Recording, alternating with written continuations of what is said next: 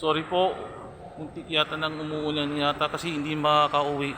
Muntik na makakasakit at mababasa ako. Hanggang plano agad naman natitili po sa simbahan na agad maghintay muna agad na mawala agad na ng ulan.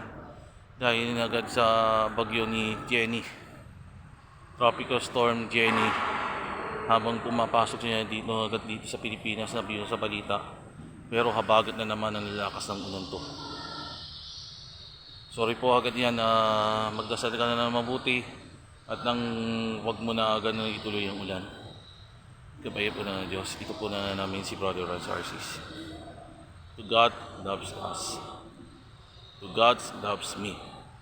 To God we praise who never hates. He came to loves me. Pagpalain nawa ng Diyos.